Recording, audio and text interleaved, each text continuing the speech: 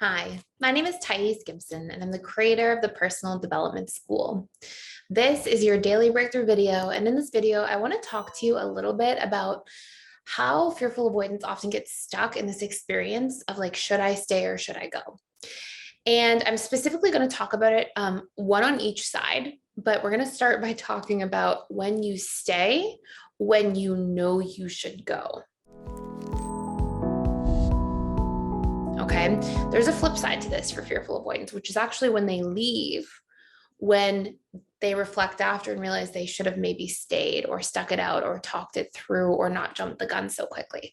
But since fearful avoidance sort of struggle with both ends of that continuum, it can actually be a really painful and challenging process as a fearful avoidant. Like, it's not a fun thing to be in. It's not like you're just like, haha, this is fun. Let me just decide what to do. And then, it's sort of spur of the moment. It's actually a very tumultuous, painful process for the person going through this, of course, for the person on the other end as well. But really both. So let's talk about this first side of it in this video, and I'll do a follow-up part for the flip side of this. So fearful avoidance do get stuck in relationships. I would say less so than anxious preoccupied. You can watch the AP version of this video as well. They do get stuck in staying in relationships when they know they should leave. And this is really like sort of aligned with our anxious leaning side. And there are a few core reasons for why this happens. And so what I mean by this is like your conscious mind literally is like, I know I need to leave. This relationship's not working. It's not healthy. We're not finding resolution. Maybe the person's not treating you in a healthy or respectful manner. Maybe you've fallen out of love and you're still just not leaving. Maybe there can be multiple sort of experiences of this, but you're basically in a relationship where you know better, you shouldn't be there any longer, and yet you're having a difficult time leaving. And so what essentially this is, when this is taking place for you, is that your conscious mind knows better. Your conscious mind realizes this isn't working. Your logical, practical, analytical conscious mind is like, I get it, I should go. And yet your subconscious mind is not done with the relationship. And this can be a really challenging place to be in, because you'll actually feel sort of pulled in these two different directions in the relationship to yourself. And what we have to be able to do is actually isolate and figure out what's taking place at a subconscious level that's keeping us there when we know we shouldn't be there any longer, and then work to recondition those different belief patterns and pain points. And so we're going to talk about what those things very specifically are.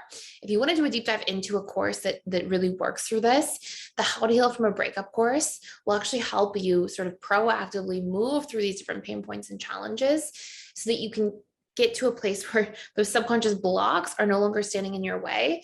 And then you'll easily feel like you can make a decision that's aligned with your subconscious mind that doesn't feel so fearful or scary or difficult any longer.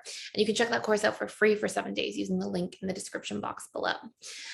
So with that being said, essentially what takes place here is your conscious mind knows you should go, and yet your subconscious mind has these fears. A lot of these fears come in the form of limiting beliefs.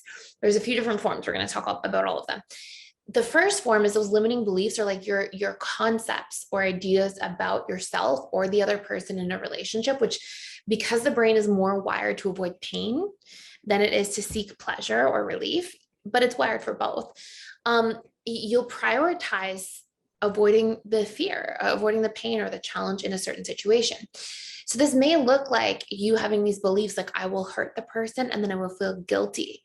And you may be staying in the relationship partially to avoid guilt or feeling sad for the other person, especially those of you FAs who are like very enmeshed, who really like take on other people's feelings and don't have really good emotional boundaries yet.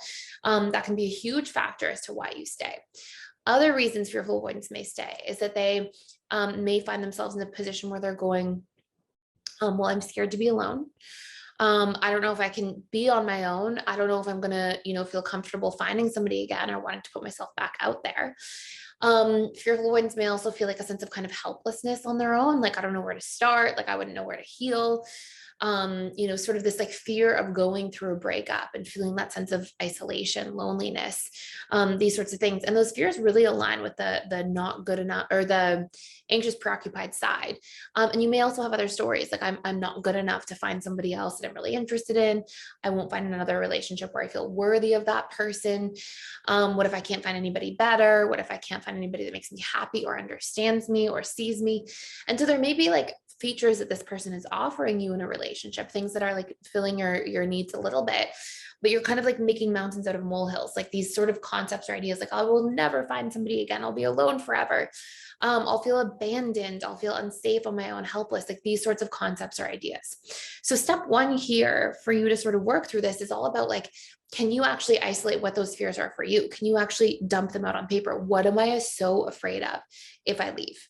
Fill in the blanks and see what comes up for you. You may find that you actually have a lot of big fears that pop up for you. And if so, you want to then plug these into tools for reconditioning. You really want to challenge and question these things, because as long as you're believing these things, you are chained to them. And that's going to prevent you from growing and healing and moving ahead and feeling safe and comfortable enough to move on. So whether it's feeling not good enough, not worthy, unsafe, whatever those beliefs are, you really want to reprogram them. Also, in the same link for free down below, you can access our belief reprogramming course. And it has all these different tools for reconditioning your subconscious mind, like actually getting rid of these beliefs once and for all. And again, you can check that out for free for 7 days too. So it's the 7-day free trial pass below. So those are really important first parts, because this is what's sort of creating that war between your conscious and subconscious mind. Your conscious mind says, I know better, I should go. Your subconscious mind says, no, you should stay. And it's coming from a place of fear. And you'll hopefully be able to attune to yourself enough to notice, I'm staying from fear instead of from truth. Truth would be like, no, I love this person, I care about this person, we're having some challenges, but I trust that we're both putting ourselves into this. I trust that we're both going to be able to work this stuff out, and having these sort of like trust feelings towards this, and this openness and this sort of like, that you really love the person, you really care, and you want to stay for those reasons. Fear is like, I know I got to get out of here. I know I have to, find my way out of the situation, but I'm too afraid to deal with the breakup. I'm too afraid to be on my own. I'm too afraid to have to move somewhere else, or to, whatever it might be in your particular situation, to feel single again, to whatever it could be. So that's when you're moving from fear. That's when you want to like dump out those beliefs, recondition those beliefs, get them out of the landscape of your subconscious mind. And then there's other parts too. And it can be that somebody you're currently in a relationship with is meeting your needs, but just in small forms. But those small forms are better than no form of your need being met, because you are disempowered in your capacity to meet those needs in the relationship to yourself. And what I actually mean by that is like, if somebody's meeting your need for emotional connection 2 out of 10 or 3 out of 10, from a conscious perspective, your conscious mind says, I want more from a relationship. I want more connection, more than 3 out of 10. But if your subconscious does not have good habits and strategies to meet your own needs for emotional connection, you don't know how to sit down with yourself and be present, sort through your feelings, introspect, connect to yourself and your needs, spend time like sort of questioning your inner world, your life, your fears. If you're not spending that time emotionally present with yourself, then that 3 out of 10 that maybe somebody you're dating is meeting may be 30% more than what you're doing for yourself. And so the subconscious mind attaches to the structures and forms of things in life, whether it's a job, a person, etc., through which we think we'll get our needs met. And so you may have this attachment to somebody and they may not be sufficient for like what you're needing to really invest your heart and time and energy into a romantic partnership. But your subconscious mind still may be attached to that because you don't have better forms in your life yet. And that starts with a relationship to yourself, but it also takes place in healthy support systems with good friends, family members, things like that, like other sources of this need being met. So it's really important to be able to like show up in the relationship to yourself, feel into these things, see what needs this person represents to you and why you're so attached to them. But what that attachment is it's actually exemplifying to you how limited your capacity currently is to meet those needs for yourself. And when you break that pattern and you start meeting those needs yourself and you start becoming a really healthy source and you have other healthy sources in your life to meet those needs, once you do that really well, and then you turn around and you also remove your limiting beliefs and fears about leaving, you will form and feel the self-esteem that's strong enough for you to actually be able to walk away from things that are not serving your highest potential, not serving the highest expression of you, the relationship to yourself and your future, and get into alignment to create the opportunities in your life with what will. So hopefully this makes a whole lot of sense. Again, you can check out those courses for free for 7 days that I mentioned using the link below. We'll really like go through those steps with you in a lot more detail than I ever can in like a 10 minute or so YouTube video.